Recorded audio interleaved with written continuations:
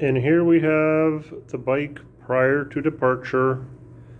It needs a little maintenance, needs a little cleaning, but hopefully in 5 minutes after pumping up the tire, I should be good to go. We'll show you the after picture. So I've pumped up the back tire. There is a slow leak in the tire, unfortunately. So I always have a hand pump in my backpack to bring along on these trips just to top up the tire if needed. You'll note that the brand name of the bike, Mongoose, has been taped over because it is a high quality bike, and living in Surrey, I don't want it stolen in case I have to leave it somewhere. So I've tried to block that name off as much as possible because I have had a bike stolen previously in Surrey a couple of years ago, so I'm a little bit more careful about it. But in any case, it looks like we're ready to go.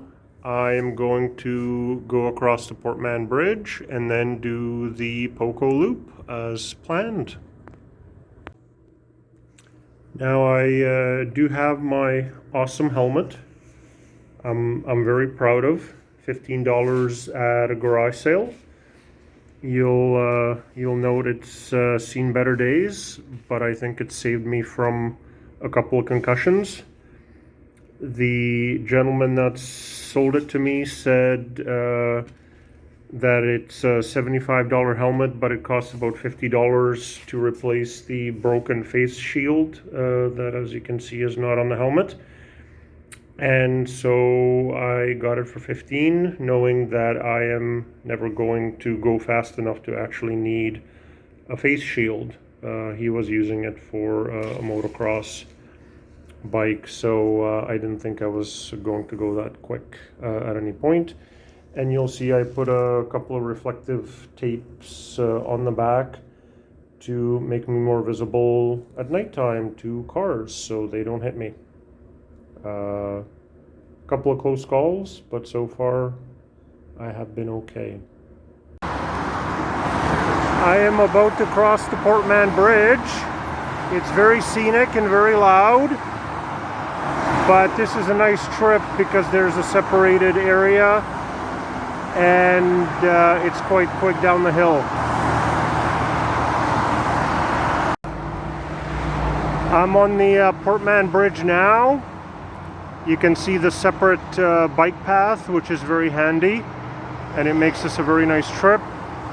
And you get a lovely view of the Fraser River for those of you who are local, and the less lovely train tracks. But so now I'm crossing from Surrey into Coquitlam. So I've started at the beginning of the PoCo Loop, or at least where I entered on the south side. This is January 17th, so I'm wearing a toque underneath the helmet and layers, of course. Got my mask ready if I'm ever near any people. And so I'll show you. So this is the Colony Farm part of the PoCo Trail. It's kind of desolate, but also very peaceful. So this is going to, being happy with your life. And I really enjoy these bike rides. Thinking, as well as just have some peace and quiet to myself with just me and the bike. There's a bit of nostalgia involved in one part of the trail because it goes past an area where I used to pick blueberries when I was a kid. So I also think back to that time as I go on my little loop here. And of course, this is all good exercise. It's completely environmentally neutral. I rode all the way here. I'm going to ride all the way back.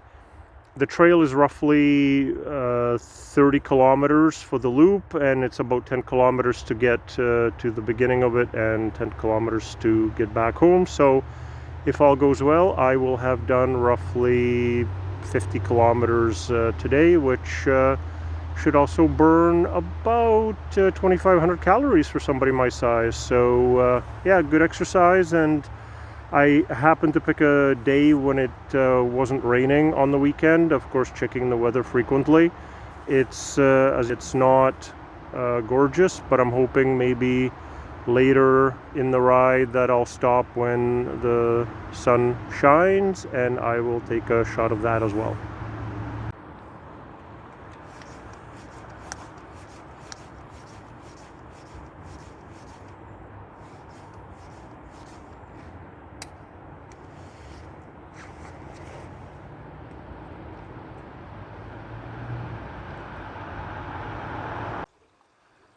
Alright, so I'm about halfway through the PoCo Trail. It is getting dark. I've had to pump up my tires, which is what the $4 or $5 inner tube gets you. That there's a slow leak. But yeah, I'm moving through. I'm sure it's going to be dark by the time I get home. So we'll see how it goes. One of the things that I like about the PoCo Loop is that there's a variety of different terrains. So here we have the rest of the ride being on the dikes, both of the Pitt River, the Fraser River, and currently it's just a slough, just kind of a short bit of water. So the rest of the ride is going to be nice and easy on the dikes, which is going to be nice because it's going to be dark soon. But I just like the variety of terrain. So I'm underneath the Pitt River Bridge, and I think these videos are starting to look a little bit like the Blair Witch Project, which means I'm probably not going to make a whole bunch more. Maybe I'll do one more when I get onto the Portman Bridge, but suffice it to say, I've had a great ride. I enjoyed it very much. I had time to do some thinking. I'm definitely starting to rethink the cheap inner tubes that I mentioned earlier. I think the ones with the self-sealing goo inside it would be a good idea, because I had to pump up my tires once more, and I think I'll have to do it maybe a couple more times before I get home. Just add some excitement to my ride for sure. But it's been great. It's been relaxing. I had time to think, and I know I've been trying to put in some personal finance aspects to this video. So you got your $15 helmet, you got your $4 inner tube, and you get your $40 garage sale bike, which add up to a whole bunch of very cheap and a lot of fun. However, having a new bike might be something to do, as one of my friends recommends. As I was riding along and thinking, I came to a couple of conclusions. One, I figured out what stock I'm going to buy tomorrow morning, which was something I sort of had in the back of my mind. And number two, I remember when I was biking with my ex 10-15 years ago, we had a used bike for her as well. I think hers cost about $20, and what was funny was that she insisted on getting a brand new bike helmet, and the bike helmet cost $30, which means it was more expensive than her entire bike, because she wanted a brand new one, didn't want to put a used one on her head. So it's kind of interesting to put things in perspective that way. In any case, I hope you've enjoyed the running commentary. I'll do one more maybe when we get a nice view on the Portman Bridge. Well, folks, I'm at the top of the Portman Bridge. You can see the superstructure behind me and the cars flying by. The view is quite impressive. That's looking towards the south, towards Surrey. You have the river. I don't think you can see very much there, but there's barges and log booms inside it. And then we have towards the north all sorts of wonderful city lights, and it's a great view from here. I'm sure the camera does not do it justice, but this is the conclusion of my ride.